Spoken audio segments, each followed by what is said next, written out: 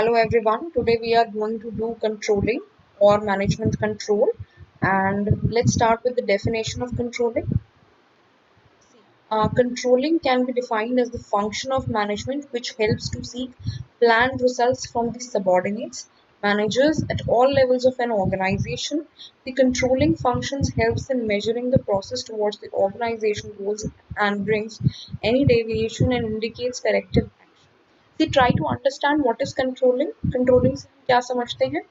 See, अगर अगर हम एक सबॉर्डिनेट्स की अगर हम मैनेजर की तरह बात करते हैं तो हम हमेशा ये रिव्यू करते हैं कि जो हमारा सबॉर्डिनेट है हमें उसे जितना भी टास्क या एक्टिविटीज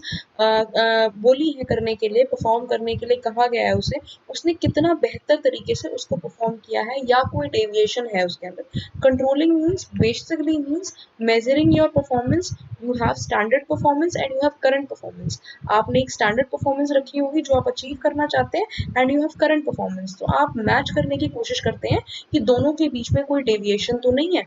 फॉर एग्जाम्पल हम मान के चलते हैं कि नेक्स्ट मंथ हमारी जो सेल्स है वो 10% से इंक्रीज हो जाएगी ये हमारा टारगेट है ये इसके लिए हमने प्लानिंग भी की ऑर्गेनाइजिंग भी की स्टफिंग भी की सारे जो मैनेजमेंट फंक्शंस है वो हमने परफॉर्म किए डायरेक्टिंग भी की आफ्टर दैट हमें कंट्रोलिंग करनी है जो हमें नेक्स्ट मंथ हमने सेल्स 10% से इंक्रीज करने के लिए बोला था दैट वाज अवर टारगेट अब हम नेक्स्ट मंथ कंप्लीट हो जाने के बाद फॉर एग्जाम्पल जब जून कंप्लीट हो जाएगा तो हम मेजर करेंगे कि पहले हमारी सेल्स 10,000 करोड़ थी तो अब क्या वो 10% से इंक्रीज हुई है या नहीं हुई है so this is controlling this is what we are trying to say in the definition also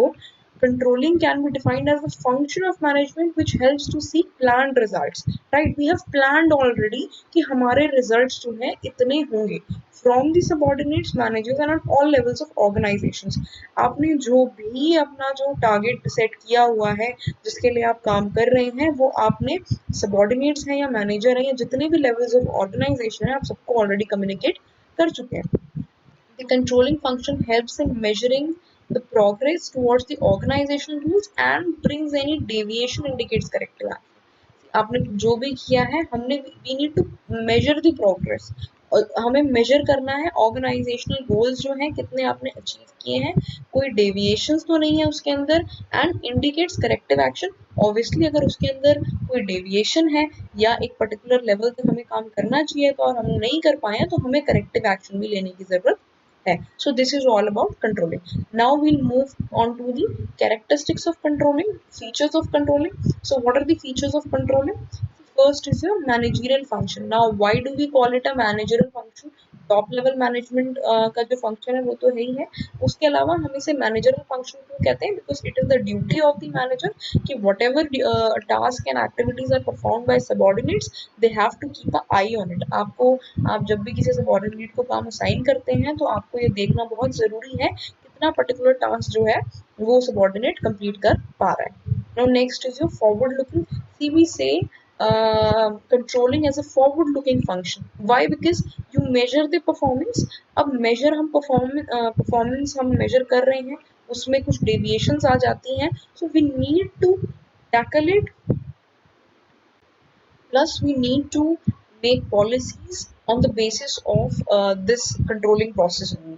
जो भी नए हमने पॉलिसीज या प्रोसीजर्स बनाने हैं वो इसको देखते हुए हमें ध्यान रखना है now next is your it is a continuous activity obviously controlling process is a continuous activity because ऐसा नहीं है कि आप एक बार परफॉर्मेंस मेजर करते हैं और अपनी स्टैंडर्ड परफॉर्मेंस से उसको एक तरीके से कंपेयर करने की कोशिश करते हैं आपको every day every month you have to do this activity again and again so that you can understand on which platform your organization is going कितने कितनी अच्छी तरीके से हम काम कर रहे हैं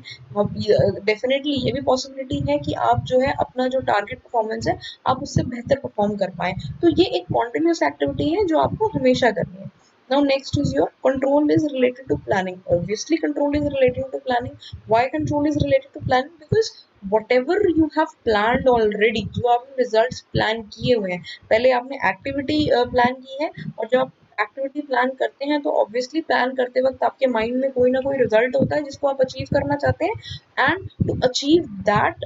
thing only to achieve that result only you perform each and every function of management तो control is related to planning जब प्लानिंग होगी आप ऑलरेडी टारगेट अपने सेट करेंगे, उसके बाद ही आप कंट्रोल फंक्शन कर सकते हैं. Now next is your, it is essence of control is action. Now essence of control is action का क्या मतलब है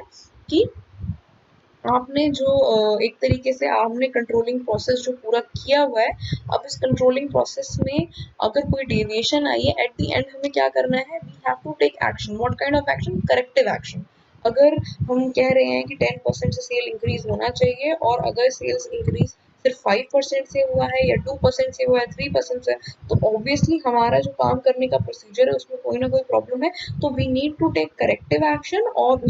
ताकि वो जो एक पर्टिकुलर प्रॉब्लम आ रही है वो खत्म हो जाए और हम अपने जो रिजल्ट है उसको अचीव कर पाए. So therefore we called essence of control is action. Now next we move to types of control. What are the types of control we do have? The first is your standardizing control. Now standardizing control क्या होता है? See, controls are used to standardize performance for increasing efficiency. हम ये मान के चलते हैं एक पर्टिकुलर परफॉर्मेंस हम आपसे एक्सपेक्ट करते हैं जो आपको अपने ऑर्गेनाइजेशन के लिए, एक पर्टिकुलर डिपार्टमेंट के लिए आपको परफॉर्म करनी है. हम एक जो टारगेट है, एक स्टैंडर्डाइज परफॉर्मेंस इसलिए रखते हैं ताकि जो एक इफिशियंसी है वो डिपार्टमेंट की या ऑर्गेनाइजेशन की इम्प्रूव हो सके. अब हम ये भी कह सकते हैं कि सी द कॉस्ट में be reduced by time and motion studies, inspection and work schedules also. See, next is your preserving control. Now, what is preserving control?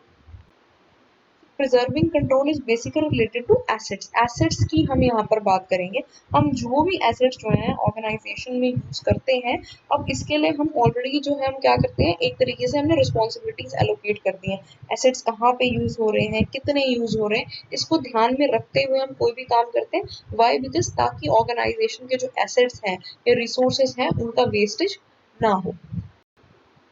Delegation of authority control में हम क्या कह रहे हैं कि आप जितना भी कोई भी आप पावर जो है आगे डेलीगेट कर रहे हैं, हम रिस्पॉन्सिबिलिटीज आगे डिस्ट्रीब्यूट कर रहे हैं या आगे जो हमारे सबॉर्डिनेट्स हैं उसको एलोकेट कर रहे हैं, तो इस केस में जो टॉप मैनेजमेंट है यहाँ पे उनका थोड़ा सा इंटरफेरेंस हो जाता है या जो उनका अप्रूवल है वो ज़रूरी हो जाता है. So the approval of the top management is necessary to the delegation of authority. Let's say policy manual, procedure manual, internal audits. अगर हम ये सारी चीजें कर रहे हैं तो उसके अंदर जो आपके टॉप मैनेजमेंट है उनका इंटरफेरेंस हो जाएगा, उनका अप्रूवल की रिक्वायरमेंट. सी मेजरमेंट कंट्रोल आपका क्या कहता है कि with the name it is clearing itself only. See, the controls are used to measure the job performance. Performance is measured by what? Special reports, budgets, standardized cost, and production per hour or per employee. Now next is your motivating control. See, motivating control means controls are designed to motivate the employees of organization, and for motivation you have promotions, you have rewards for best opinions and operations, profit sharing and the like.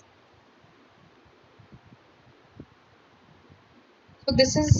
related to your, we have done today characteristics of control as well as types of control. The next part of controlling we'll move to the techniques of management control.